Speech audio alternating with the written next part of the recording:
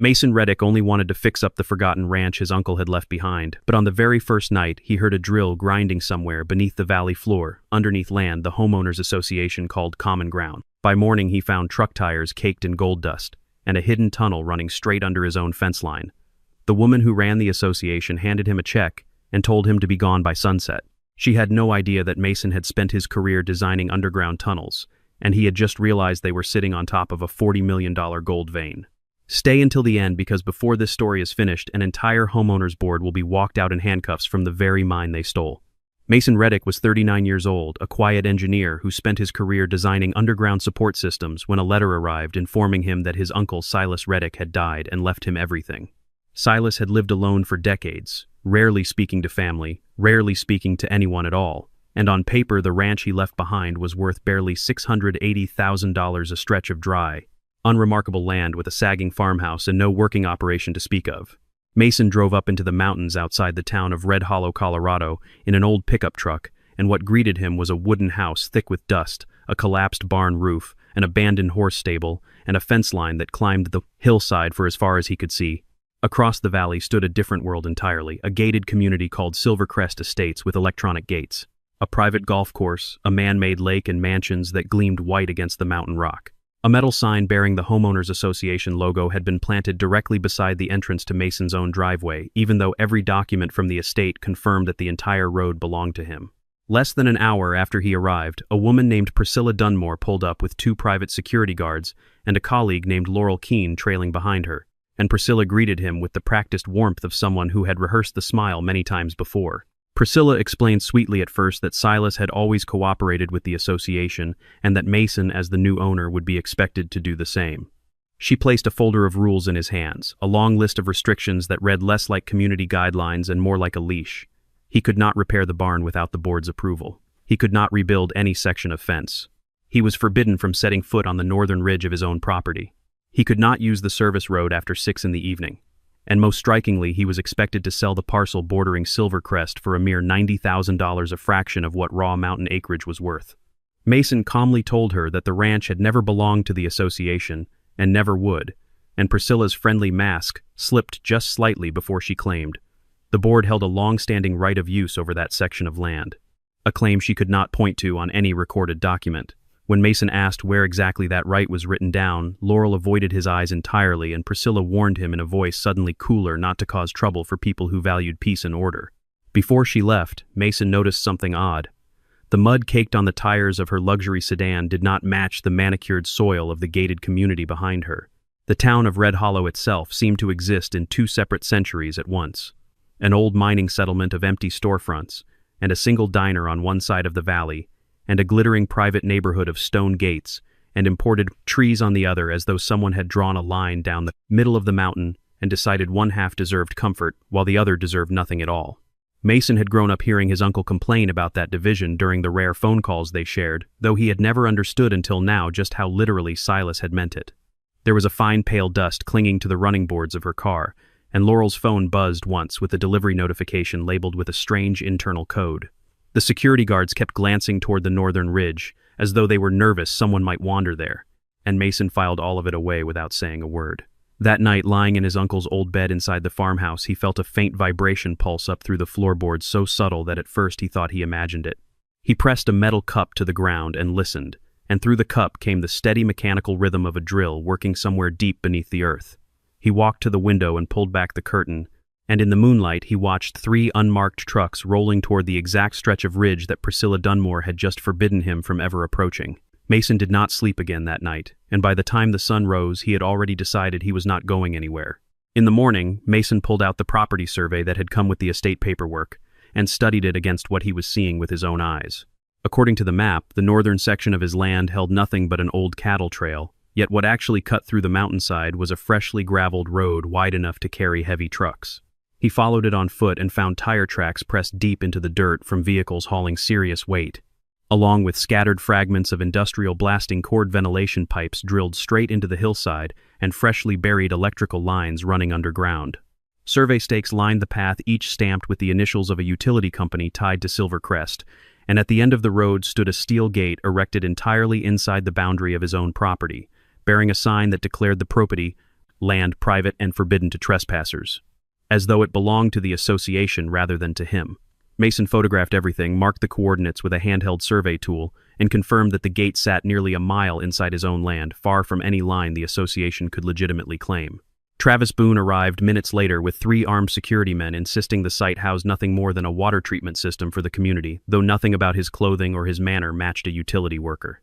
Mason noticed one of the trucks parked nearby had gray dust caked along its undercarriage, flecked through with pale glinting particles that did not look like ordinary rock at all. When Mason asked to see a construction permit, Travis snatched the camera right out of his hands, and Mason, keeping his voice level, reminded him that taking someone's personal property by force tended to be called robbery in every jurisdiction he had ever worked in. Travis threw the camera to the ground and warned him with a thin smile that accidents happened often in mountain country.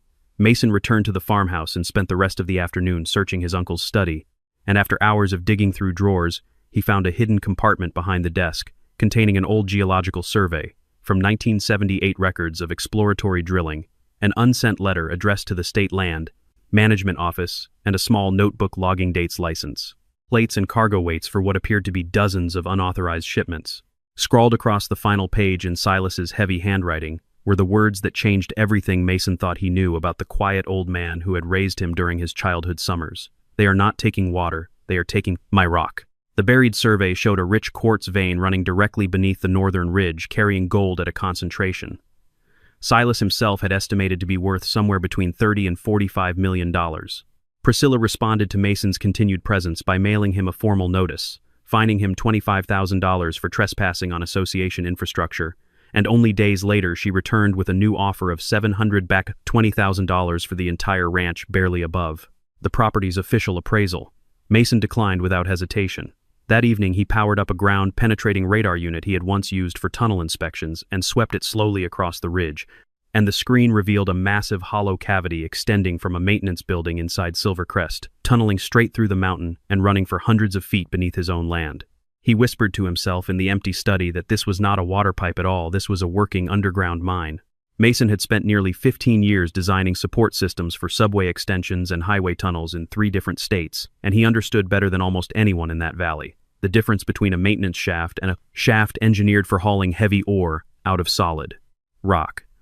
The bracing he had glimpsed near the steel gate used timber sets and rock bolts spaced for load-bearing extraction work, not for water lines, and the ventilation pipes were sized for diesel equipment, not for pumps. Every detail confirmed what his instincts had already told him the moment he first felt the drilling through the farmhouse floor, and it also told him something else, something colder. Whoever had engineered that tunnel knew exactly what they were doing, which meant this had never been a rushed or amateur operation.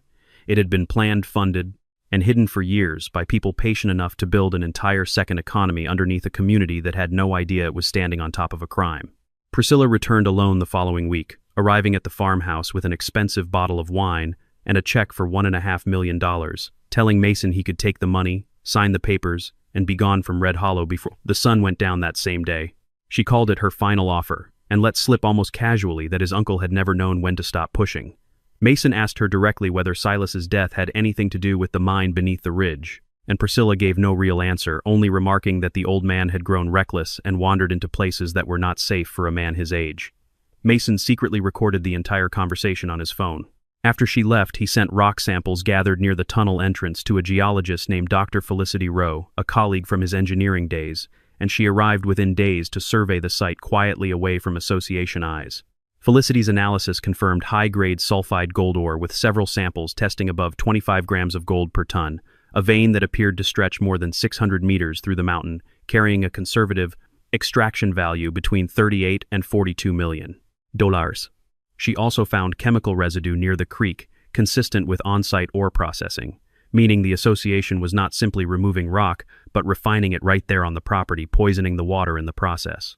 Felicity explained that a vein of this size and grade was exceedingly rare in that part of Colorado, the kind of discovery most mining companies searched entire careers to find, and she warned Mason that the moment word of it reached the wrong ears, greed alone would be enough to justify almost anything in the minds of the people trying to keep it hidden. She also cautioned him that the tunnel's supports looked rushed in several sections patched together to move fast rather than to last, which meant the entire structure could be far less stable than whoever built it wanted anyone to believe. Mason realized his uncle had likely uncovered this theft years earlier, but never had the resources to fight an entire organized board on his own. Priscilla struck back quickly, calling an emergency community meeting where she painted Mason as a greedy heir threatening to cut off the road and the water supply that Silvercrest residents relied upon. Laurel Keene forged a document claiming Silas had signed away permanent usage rights to the association, but Mason immediately noticed the signature was wrong, missing the full middle name his uncle had used on every legal paper he had ever signed in his life. When Mason and Felicity returned to collect more samples, they found their survey stakes torn from the ground, and the brake line on Felicity's car deliberately cut with a note left on the windshield warning them to take the money and leave before there would be no more warnings at all. Mason reported the sabotage to Sheriff Abram Kincaid, 55 years old, and known throughout the county for refusing to bend to pressure from wealthy neighborhoods. Though even Abram admitted the evidence so far only supported charges of intimidation and property damage, nowhere near enough to authorize a search of association buildings. Abram warned Mason not to enter the tunnel himself, certain that Priscilla would twist any such move into an accusation of trespassing or sabotage against him instead. Mason kept searching, and after a heavy rainstorm flooded part of the old barn water pooled beneath a workbench and revealed a metal box Silas had buried there years before. Inside were photographs of trucks hauling ore in the middle of the night, fuel receipts for mining equipment, registration papers for 3 shell companies, a memory card full of surveillance footage, an unanswered complaint filed with the sheriff's office that had never been formally processed water test results, showing dangerous levels of heavy metal contamination, and a list of 7 association board members receiving quiet, consulting bonuses that had never appeared in any public financial record. The final video on the memory card showed Silas watching a shipment leave Silvercrest at 3 in the morning. A forklift loading crates of ore into a warehouse belonging to a company called Frontier Aggregate Solutions. That company was registered under the name of Travis Boone, though its mailing address traced back to a post office box rented by Laurel Keene. Silas had also secretly recorded a conversation between Priscilla and Travis discussing something called Shipment Number 86, along with mention of the board's cut, and a plan to strip Silas of control over his own ranch once and for all. Mason forwarded everything to Malcolm Sutter, a forensic financial investigator, and Malcolm quickly traced millions of dollars the association had spent from resident dues on categories that simply did not exist, including $1,200,000 for water system upgrades, $860,000 for emergency flood tunnel reinforcement, $540,000 for urgent geological remediation, and $310,000 for waste rock transport, all of which had actually funded the construction of a private mine, the wages of illegal laborers, and the COMSA's purchase of industrial machinery. Official records claimed Silas died from a fall off the ridge, yet crime scene photographs showed his walking stick lying nearly 30 meters from his body, and neither his phone nor his camera was ever recovered from the scene. Mason began to suspect his uncle had been followed on the final night of his life, and Abram agreed to reopen the case quietly, though he stressed they would need much stronger direct evidence before anyone could be formally charged. Malcolm followed a wire transfer of $4,800,000 from Frontier Aggregate Solutions into a hidden trust account, and the ultimate beneficiary listed on that account was Priscilla Dunmore herself. Over 6 years, the group had sold at least $11,700,000 worth of stolen gold, and they were still actively mining the richest section of the vein, unwilling to stop, even as the walls closed in around them. Priscilla filed a formal lawsuit against Mason, accusing him of obstructing lawful land use, endangering the community's water supply, threatening public safety, damaging association property, and attempting to seize infrastructure the board claimed to have built themselves. At the hearing, Priscilla presented herself as a respected community leader, while Laurel produced the forged agreement bearing Silas's signature, and Travis submitted invoices describing the mining trucks as ordinary landscaping deliveries.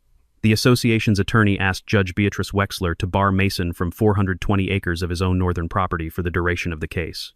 Mason held back most of his evidence, choosing only to prove that the ranch had never legally belonged to Silvercrest, and demanding a forensic handwriting analysis of the disputed signature. Priscilla remained confident, since the notary, who supposedly witnessed the signing, had already retired and left the state, but Judge Wexler issued a narrow temporary order requiring both sides to freeze the disputed area exactly as it stood, which meant the association was legally required to halt all activity inside the tunnel.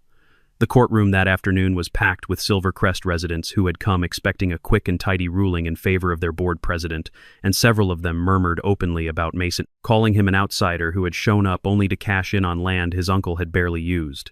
Judge Wexler silenced the gallery twice during the proceedings, reminding everyone that a property dispute would be decided on evidence and nothing else. And Mason left the courthouse that day with a strange, uneasy feeling that most of the people in that room had already convinced themselves of a story that was not true. That very night, the drilling continued anyway, and Mason recorded the vibrations, the sound of blasting and the timing of the trucks, without ever setting foot on the restricted ground himself, careful not to violate the order. Felicity studied the seismic readings and determined the association was rushing to extract an especially rich pocket of gold before any court-appointed inspection could take place. Behind closed doors, Priscilla ordered explosives placed near an old side tunnel. Intending to trigger a controlled collapse, blame it on Mason's supposed survey work, and then argue before the court that the ranch had become too dangerous to remain in his hands, giving the association emergency grounds to seize. Control. Laurel began to grow afraid, sensing the operation had crossed from financial fraud into something far more dangerous, and she quietly began copying Priscilla's private emails without yet daring to turn against her employer. Completely. At a parking lot confrontation after the hearing, Mason warned Priscilla that the handwriting results would soon destroy her forged documents entirely, and she answered coldly that by the time those results arrived, there might not be a mine left for him to own at all. That same night, a massive explosion shook the windows of the farmhouse, and part of the northern ridge collapsed in a cloud of dust and debris. Within minutes, Priscilla was on the phone with the sheriff's office, accusing Mason of detonating the tunnel himself and endangering the lives of association workers inside it. Sheriff Kincaid arrived with a rescue team, and Priscilla stood in front of a local news camera, declaring that Mason had tried to seize community infrastructure by force, though he was only briefly detained for questioning since no evidence placed him anywhere near the blast site. When Mason was shown photographs of the wreckage, he immediately noticed the blast point sat far too deep inside the tunnel to have been triggered from where he had been surveying, and the direction of the fracture lines proved the explosives had been set from inside the association's own maintenance facility. Felicity's seismic data revealed two separate detonations. A smaller charge meant to fracture the richest ore pocket, followed 47 minutes later by a much larger blast intended to seal the entrance, proving this had never been an accident at all. Abram demanded a full list of workers on site, but Travis insisted no one had been underground, a lie immediately contradicted by thermal imaging. Mason had recorded showing at least 6 people moving through the tunnel that same night. A wounded laborer named Dale Pritchard crawled out through a ventilation shaft and revealed that the association hired workers under the pretense of pipeline maintenance, while secretly forcing them to mine ore through the night, and that Priscilla had ordered work to continue despite the court's freeze, threatening to withhold pay from anyone who objected, and that she had personally given the order to plant the explosives, once she learned the court intended to inspect the site. Dale described 12-hour shifts spent hauling ore carts through narrow, poorly braced passages, workers paid in cash, and warned never to speak about the job to anyone outside the crew. Their identification documents held by Travis at a nearby bunkhouse so that none of them could simply walk away. Several of the men, Dale said, had grown just as afraid of the tunnel collapsing on them as they were of losing the money they desperately needed. And more than one had quietly begged to leave in the weeks before the blast, only to be told the job would be finished on the board's schedule and not theirs. Using Silas's old maps combined with fresh geological data, Mason identified a secondary ventilation passage outside the collapsed zone, and Abram secured an emergency search warrant on the possibility that workers remained trapped inside. The rescue team entered and discovered ore-crushing machinery, industrial explosives, chemical processing tanks, hundreds of unshipped ore bags, production ledgers, security cameras, mining permit plates that had been deliberately removed, and a hidden room stacked with financial documents, though the central hard drive that likely held everything else had already vanished without a trace. Priscilla insisted the equipment had been installed by a rogue contractor without the board's knowledge, but as the search team exited the tunnel, an officer found an old camera buried behind a rock wall, its serial number matching the blank exact device Silas had carried on the night he died. And inside its memory card was the very last photograph he ever took, showing Priscilla standing only a few steps away from him on that ridge. Judge Wexler suspended every activity the association claimed authority over on the northern property, and an independent survey team was brought in to determine the true boundary, the tunnel's origin, and the full value of the minerals beneath it. Their official findings confirmed that 94% of the tunnel sat inside Mason's land, that every ounce of extracted ore belonged legally to the mineral rights of Red Hollow Ranch, that the association held no legitimate land, use permit, mining license, or environmental clearance whatsoever, and that the supposed agreement with Silas had been created after the very date. The notary who witnessed it had already left the state, its signature revealed to be a forged composite, lifted from an old tax document. Felicity submitted her final appraisal, placing the remaining ore at roughly $40 million in conservative market value, with the gold already extracted worth somewhere between $12 and $16 million on its own. Malcolm traced the stolen gold money through a maze of fraudulent shipping companies and abandoned crushing mill bank accounts spread across 3 different states, fake consulting contracts, direct payments to individual board members, cash, or purchases of real estate, and finally into Priscilla's known retirement and investment accounts. He explained to Renee that the scheme had clearly evolved over time, crude and easily traceable in its earliest years, before growing more sophisticated, layered through shell. Companies designed specifically to survive a routine audit, which told investigators that whoever built the financial side of the operation had studied exactly how such fraud usually got caught and had worked hard to avoid every common mistake. Priscilla had built her reputation as a shrewd community leader who somehow kept association dues low while funding lavish amenities, and in truth she had done exactly that, using stolen gold, buying the loyalty of an entire neighborhood with money that never should have belonged to her.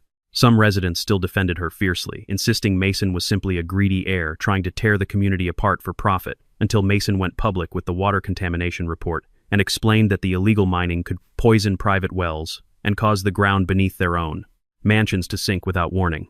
Support for Priscilla began to collapse almost overnight. Laurel secretly reached out to Special Prosecutor Renee Harland, 49 years old, offering to hand over emails and the missing central hard drive in exchange for leniency, and she revealed that Priscilla was preparing to move $6,300,000 out of the country while destroying whatever records remained at the association headquarters. Renee asked Laurel to wear a hidden recording device into the next board meeting, and there Priscilla ordered every member present to sign a fabricated statement, claiming Mason had personally authorized the mining operation from the very beginning, telling the room coldly that without those signatures, every single one of them would end up in prison. Laurel's recording device was running the entire time. At the following closed-door meeting, Priscilla laid out a 3-step plan transferring ownership of the mining equipment to a bankrupt shell company, burning the remaining records at headquarters and calling it an electrical accident, and fleeing the state before any arrest warrant could be issued. Travis worried aloud about the tunnel cameras, and Priscilla revealed she had already taken the central hard drive and hidden it inside a safe at association headquarters. When another member asked about Silas, Priscilla claimed he had simply chosen the wrong place to stand on the mountainside, though her tone suggested she knew far more than she had ever admitted. Laurel pressed her gently, asking whether she had actually pushed him, and Priscilla did not fully deny it, describing instead how she had grabbed his camera, how he had stumbled backward reaching to take it back, and how she had then taken his phone, erased its data, and ordered Travis to move the body so the scene would look like an accident. That single confession transformed the entire investigation from a mineral theft case into something far more serious, a deliberate cover-up of a death. Outside the building, Renee Harlan, Sheriff Kincaid, and a team of state investigators listened to every word in real time, though Renee held off on making immediate arrests, determined to first secure the hard drive, the unsold gold, and the wire transfer records that would lock the case shut for good. Priscilla announced a community update event at the maintenance building for the following morning, intending secretly to move the last remaining shipment of ore while residents were distracted, and Mason agreed to attend and pretend he was ready to negotiate, planning to convince Priscilla he might sell the mine outright and buy just enough time to delay her escape. At a private meeting, Mason offered $18 million for the full mineral rights, and Priscilla, believing he still had no idea what the deposit was truly worth, agreed to consider it, demanding he sign away any future claims related to the prior mining activity before anything else could move forward. Mason answered that he would only sign after seeing the complete production records for himself, and greed pulled Priscilla straight into the trap, as she ordered Travis to bring the ledgers and the hidden hard drive to the maintenance building to prove how profitable the operation truly was.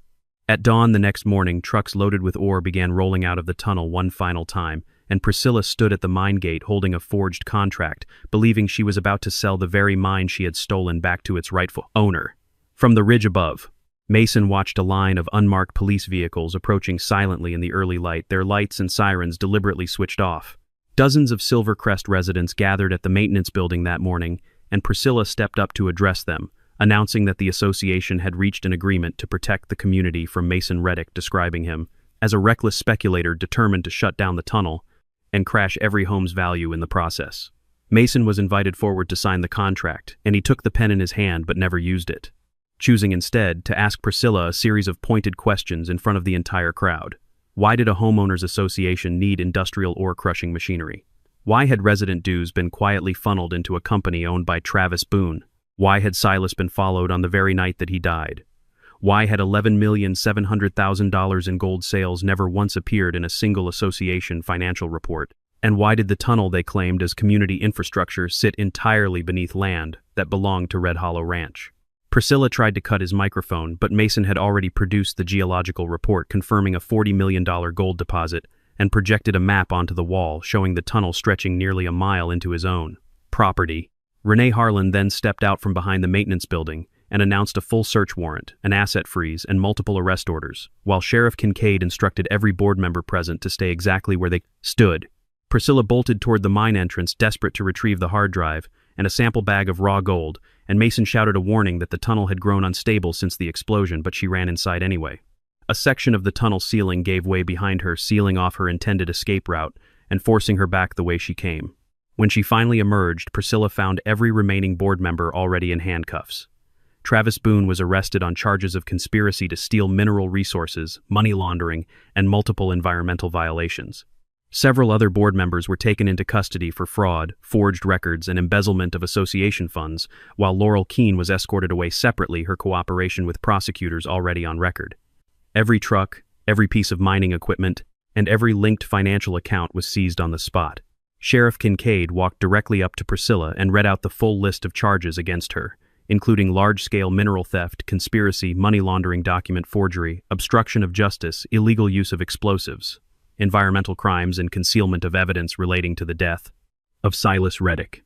Priscilla insisted the association had invested money into the mine, and therefore the gold belonged to the community as a whole, and Mason answered simply that investing in tunneling under someone else's fence did not turn theft into ownership. In front of hundreds of watching phones, Abram closed the handcuffs around her wrists, and the sign reading private property of Silvercrest Homeowners Association was torn down from the mine gate, replaced within the hour by a new marker declaring the site the private mineral property of Red Hollow Ranch. As officers led her toward the patrol car, Priscilla turned back and told Mason it would take him years to ever recover what had already been sold. Renee opened the case she had recovered from the association's safe, revealing the full ledger, the missing central hard drive, and a complete record of every transaction Priscilla had ever made. Renee looked at her calmly and told her that, quite the opposite, she had just handed them everything they needed to recover all of it. Among the crowd of residents who had gathered that morning expecting a routine community update, the silence afterward was heavier than anything Mason had imagined. Neighbors who had defended Priscilla only weeks earlier now stood staring at the ground, some visibly shaking, realizing that the low dues and lavish amenities they had enjoyed for years had been paid for with stolen gold, and quite possibly, with a man's life. A few approached Mason in the days that followed to apologize for doubting him, and one elderly resident admitted she had always found the constant construction noise strange, but had simply trusted her board to explain it honestly. Mason accepted the apologies without bitterness, understanding that most of Silvercrest had been victims of the deception too, and kept comfortable and distracted, while a handful of people at the top quietly emptied a mountain beneath their feet. In the weeks that followed, the association's remaining members voted to bring in outside oversight for the first time in the community's history, and residents who had once trusted blindly now asked for full financial disclosures. At every meeting, a small but lasting change born directly out of everything Priscilla had tried so hard to bury. Months later, the case went to trial, and forensic analysis confirmed the land use documents were fabricated, while data pulled from the recovered hard drive showed 6 full years of mining activity carried out under Priscilla's direct approval. Video footage, internal emails, worker testimony, and Laurel's secret recording combined into a chain of evidence too complete to challenge. Priscilla was convicted on a long list of charges connected to mineral theft, financial fraud, money laundering, obstruction of the investigation, illegal use of explosives, forged property records, and concealment of the true circumstances surrounding Silas's death. The evidence made clear that Priscilla had grabbed Silas's camera during a confrontation on the ridge, and when he reached to take it back, she pushed him away, causing him to lose his footing and fall. Rather than calling for help, she and Travis staged the scene to look like an accident and simply continued mining as though nothing had happened at all. During sentencing, Renee Harlan told the court that this was not simply a case about greed, but about an entire structure of power built to protect that greed. A homeowners board that had turned the language of community and safety into a shield for theft, and ultimately for concealing a death. She reminded the judge that Silas Reddick had tried quietly and alone to report the crime years earlier. and that his complaint had been ignored until his own nephew arrived and refused to be pushed aside the same way. Priscilla received a lengthy prison sentence, while Travis was sentenced separately for his role in moving evidence and running the network responsible for selling stolen ore. The remaining board members received sentences ranging from prison time to probation and restitution, depending on how deeply each had been involved. The court ordered the seizure of every asset purchased with stolen gold money, restitution of association funds back to Silvercrest residents, compensation for environmental damage to the water supply, transfer of all mining equipment to Mason, as partial restitution, full restoration of his rights over the northern ridge, and the dissolution of the existing homeowners board under temporary state oversight. Through asset recovery and account seizures, investigators managed to reclaim the majority of the stolen gold's value, and Mason was compensated for the extracted ore, the environmental damage, and the cost of restoring what had been ruined. Even so, Mason chose not to rush into full-scale mining himself. He hired Felicity Rowe to design a smaller, carefully controlled operation with a closed-water recycling system and a genuine land restoration plan, and he permanently sealed off every dangerous side tunnel that Priscilla had carved through. The mountain. Part of the profits went toward cleaning the contaminated water supply, reinforcing the ground beneath the Silvercrest homes that had been quietly weakened by years of illegal tunneling, restoring his uncle's farmhouse and barn, establishing a fund to support the laborers.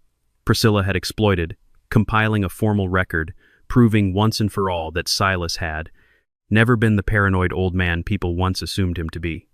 Inside the folded map from the study, Mason later found one final letter from his uncle, explaining that the gold was never the most valuable thing on that ranch, and that what truly mattered was refusing to let powerful people turn a lie into truth simply because no one was willing to stand against them long enough. A year later, Mason stood on the ridge looking down over Red Hollow Ranch, the farmhouse fully repaired, the creek running clear again, and the steel gate the association had built now completely gone. At the mouth of the mine, he placed a small marker of his own reading that the truth can be buried, but it can never be owned by the thief who buries it. Sheriff Kincaid returned the restored camera to him personally, and the final photograph on its recovered memory card showed more than just Priscilla standing on that ridge, since in the corner of the frame, the morning light caught a piece of quartz laced with gold, and Silas's own shadow fell gently across the stone beside it. Mason set the camera down in his uncle's old study in the room where all of this had begun. The diner in town, once nearly empty, began filling again with workers hired for the restoration project, and a few of the men Priscilla had once trapped underground found honest, fairly paid jobs helping seal the very tunnels they had been forced to dig. Sheriff Kincaid stopped by from time to time, no longer as an investigator but simply as a neighbor, and he told Mason once that in 30 years of wearing a badge in that county, he had never seen a case where the ground itself ended up being the star witness. Felicity continued consulting on the site long after the courts had closed the matter, insisting that whatever came out of that mountain from now on would be measured as carefully in responsibility as it was in ounces of gold. Malcolm Sutter later remarked that in over 20 years of tracing stolen money, he had rarely seen a case where the truth had been sitting so close to the surface the entire time, waiting only for someone stubborn enough to dig for it the right way instead of walking away. He had inherited a ranch everyone assumed was worthless. What Silas had actually left behind was never the $40 million buried beneath the ridge. It was the evidence, the patience, and the chance to make an entire corrupt system finally answer for what it had done. Priscilla Dunmore once believed that if she dug deep enough, no one would ever notice the gold disappearing beneath their feet. In the end, it was the very tunnel she built to make herself rich that led the police straight to every piece of evidence buried in the ground.